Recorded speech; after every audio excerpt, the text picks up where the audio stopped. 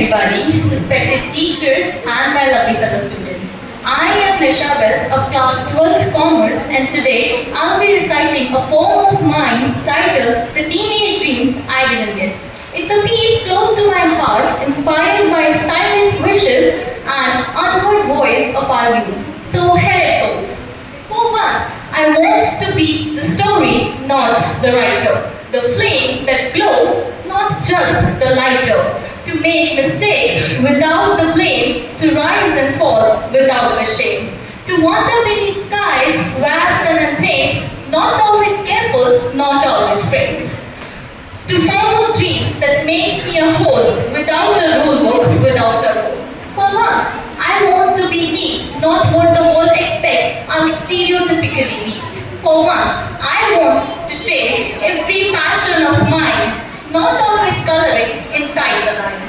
For once, I want to live, not plan, to forget the script, skip the spam, to laugh too loud, to dance in pain, to love with fire, not restraint. And just this once, let it be plain. I long to be the sunshine, not the midnight rain.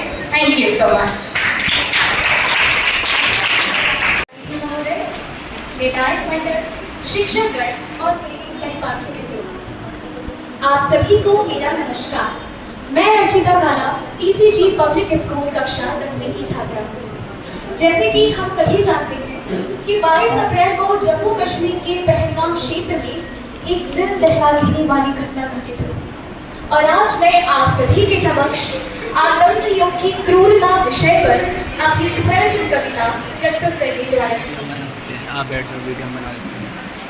बंदूक थामे हाथ में चले जनाब बेकसूरों को मारने, बंदूक थामे हाथ में चले जनाब बेकसूरों को मारने, करके खड़ी मजहब की दीवार चले लोगों को बांटने, करके खड़ी मजहब की दीवार चले लोगों को बांटने। पहलगाम की सुंदरता चीख उठी ये देखकर, पहलगाम की सुंदरता चीख उठी ये देखकर, रो पड़ा हिमालय बेकसूरों को बढ़ते देखकर, रो पड़ा ये हिमालय बेकसूरों को बढ़ते देखकर। नव दंपति का जीवन पल भर में वीरान हो गया, उनकी सपनों की दुनिया काल के वश में हो गया। नव दंपति का जीवन पल भर में वीरान हो गया, उनकी खुशियों का सपना काल के वश में हो गया। एक छोटा बच्चा अपने पिता से एक क्षण में दूर हो गया, एक छोटा बच्चा अपने पिता से एक क्षण में दूर हो गया। अरे कहाँ गई थी मानवता तेरी जो तू इतना क्रूर हो गया, अरे कहाँ गई थी मानवता तेरी जो तू इतना क्रूर हो गया।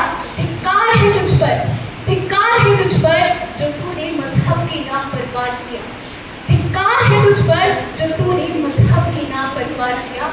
आखिर इन मासूमों को मारकर तुझे ऐसा क्या मिला, आखिर इन मासूमों को मारकर तुझे ऐसा क्या मिला। एक बार फिर से तूने अपनी कायरता का परिचय दिया, एक बार फिर से तूने अपनी कायरता का परिचय दिया। धन्यवाद। जय हिंद, जय भारत।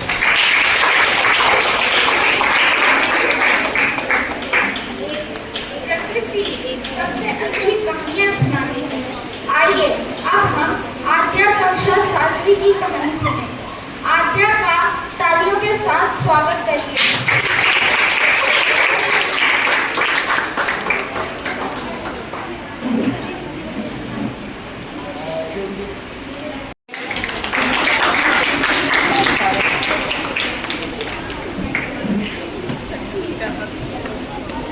फोटो खिंचवाई।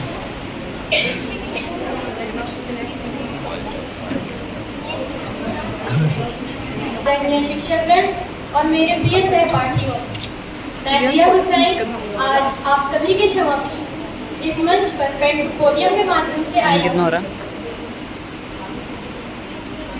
खान-पान की स्वच्छता और उसमें मिलावट के बारे में है, और इस विषय पर मैं अपने विचार आप सभी के समक्ष प्रस्तुत कर रही हूँ। क्या खान-पान हमारी सेहत पर असर डालता है? हाँ, खान-पान वह गतिविधि है जो हमारे लिए बहुत जरूरी है, और यह हमारी सेहत पर भी असर डालता है। जैसे लगातार कुछ दिनों तक बाहरी खाना खाने से सेहत बिगड़ सकती है, वैसे ही घर के बने खाने को अच्छा और सेहत के लिए अच्छा माना जाता है। जैसे हाल के कुछ वर्षों में कुछ ऐसे मामले सामने आए हैं जिन्होंने उपभोक्ताओं के विश्वास को हिला दिया है और सार्वजनिक स्वास्थ्य पर गंभीर असर डाला है। दूध, पनीर और खाद्य तेल भी मिलावट से अछूते नहीं हैं। मसालों हाल के वर्षों में स्ट्रीट फूड में मिलावट और अस्वच्छता के कई चौंकाने वाले मामले सामने आए हैं। अक्सर ही बासी या सड़ी हुई सब्जियों का प्रयोग किया जाता है और स्ट्रीट फूड को अस्वच्छ परिस्थितियों में बनाया और परोसा जाता है। इसीलिए हमें अपने खाने की स्वच्छता पर विशेष ध्यान देने की आवश्यकता है। याद रखें, स्वच्छता केवल एक आदत नहीं बल्कि एक जिम्मेदारी है। यह कहना महत्वपूर्ण है कि खानपान में मिलावट एक सामाजिक बुराई है। जब हम सब मिलकर इस समस्या के खिलाफ आवाज उठाएंगे, तभी हम एक ऐसे समाज का निर्माण कर पाएंगे जहां हर एक नागरिक को शुद्ध और पौष्टिक भोजन मिल सकेगा। तो आइए आज एक संकल्प लेते हैं कि हम अपने खाद्य पदार्थों पर विशेष ध्यान देंगे। धन्यवाद।